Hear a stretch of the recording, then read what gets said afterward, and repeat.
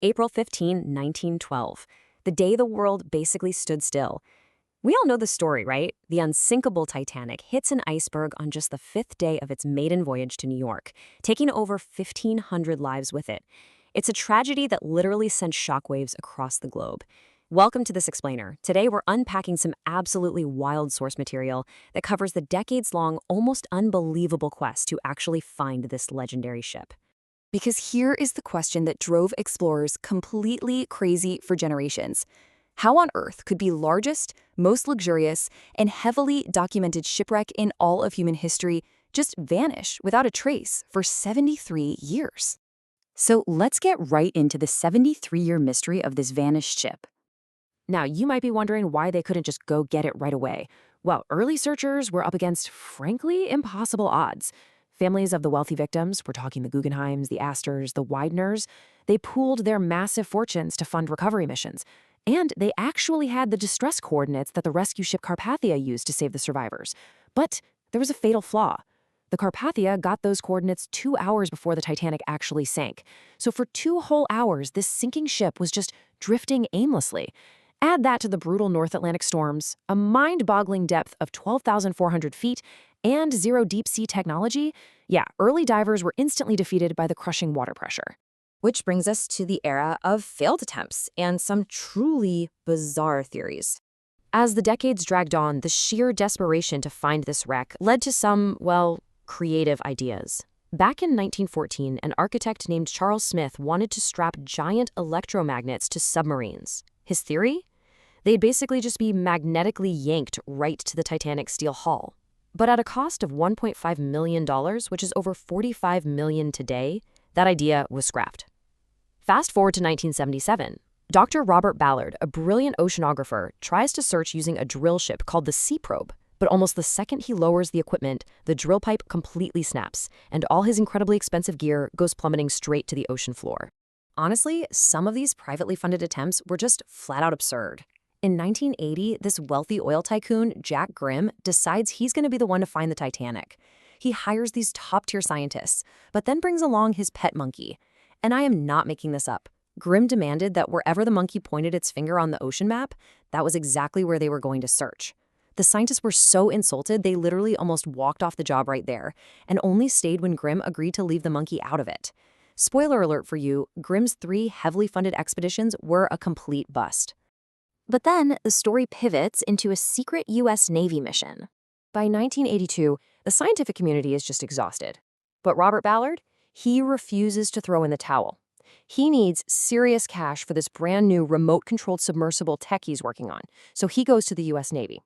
Now, the Navy could not care less about the Titanic, but they saw the ultimate Trojan horse opportunity. They agreed to fund Ballard, but his actual, highly classified mission was to hunt down 2 lost U.S. nuclear submarines, the USS Thresher and the USS Scorpion, that had gone down in the North Atlantic. The Navy laid down the law with some unbelievably strict conditions. Ballard had to find the nuclear subs, photograph the wreckage to see if the USSR had shot them down during these super tense Cold War years, and keep the whole thing completely under wraps. As far as the public knew, Ballard was just a guy out looking for the Titanic. The Navy basically told him, look, if and absolutely only if you finish our top secret mission early, you can use whatever time you have left to go play around and look for your passenger liner. So to pull this off, Ballard and his team developed the Argo. This thing was a real game changer. It was a 15-foot-long remote submersible packed with cameras that could hover right over the ocean floor and beam live, crystal-clear video all the way up to the control room. It was revolutionary because they could finally map the deep ocean without putting human divers at risk. Which leads us to the monumental discovery and a pretty heartbreaking truth. Okay, it's August 1985. Ballard has successfully mapped the nuclear subs. Meanwhile, a French team had already scoured about 75% of the Titanic search area and found absolutely nothing. Now it was finally Ballard's turn. But there was a massive catch. Because he'd spent so much time on the Navy's secret mission, he had exactly 12 days left before the funding evaporated, and he'd have to pack up and go home with nothing. The clock was seriously ticking. So, what does he do? He adapts. Ballard realizes that looking for one single ship in the pitch-black ocean is like looking for a needle in a giant watery haystack. But while he was mapping those nuclear subs, he noticed something crucial. The ocean currents had scattered heavy debris over a huge area. He figured, hey, the Titanic wouldn't have just dropped straight down like a rock. He hypothesized that as it sank, the currents pushing south would have created a massive, miles-long trail of debris. So he actually stopped looking for a ship and started looking for the trail. For days, the Argo is just sending back images of mud, more mud, rocks. The crew is exhausted, right on the verge of quitting. But then, September 1, 1985, it's 1 a.m. Suddenly, a clearly man-made object slides across the black and white monitor. The entire crew just glues their eyes to the screen. It was a massive boiler. They did it. The control room absolutely erupts into cheers. I mean, after 73 long years, they had finally done the impossible. But man, that celebration did not last long.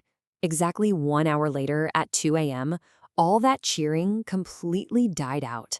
The room fell dead silent. It just suddenly hit the crew that it was 2 a.m.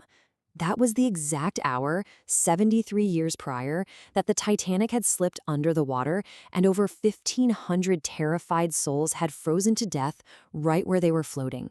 When you realize the site is a mass grave, it's incredibly sobering. Filmmaker James Cameron, who obviously went down there multiple times for his 1997 movie, was asked if he ever saw human remains. And he said that while the bones had long since dissolved, he saw something that was just a total emotional gut punch. He saw 2 pairs of shoes, resting perfectly side by side on the ocean floor. One pair belonged to a woman, the other to a small child. It was a mother and daughter holding onto each other in their final moments. And their shoes are just sitting there today, this haunting reminder of what actually happened. Once scientists could actually study the wreckage, a pretty infuriating truth came out about why this unsinkable ship sank so fast. The research shows that the White Star Line, the company that built it, was actively trying to cut costs. So they used low-quality steel and super weak rivets on the hull. When the ship scraped that iceberg, those cheap rivets just popped right off, and the steel plates buckled inward. According to the experts, this corporate greed directly caused the massive flooding that took the ship down in just 2 hours and 40 minutes. If they had just used the right materials, the ship might have stayed afloat long enough for rescue boats to get there, and thousands of lives could have been saved. Now, with the discovery obviously came the controversy. Expeditions started bringing stuff up: jewelry, pocket watches, dinner plates, the whole shebang. Some of it went to museums, sure, but a lot of it was just auctioned off to the highest bidder. For example, the violin played by bandmaster Wallace Hartley as the ship sank, that was recovered and sold for over £1 million. It sparked a massive, fierce debate. I mean, at what point does historical preservation just cross the line into looting a mass grave? And that brings us to the final chapter, the end of the Titanic. For decades, people have floated these wild ideas about raising the ship, but experts are clear. No way. It is completely impossible. The ship is dying. It's sitting 12,400 feet down, split into 2 massive chunks over 2,000 feet apart, and it is actively being devoured. Salt water and these really unique metal-eating bacteria are just chewing through the iron hull. Scientists are warning us that by the year 2030, the remains of the ship could literally collapse into a flat pile of rust and vanish entirely. It took us 73 years to find her, and in just a few short years, she might be gone forever. Which really leaves us with something to think about. When the physical wreckage finally disappears back into the earth, how are we and future generations going to remember the hard lessons of the Titanic?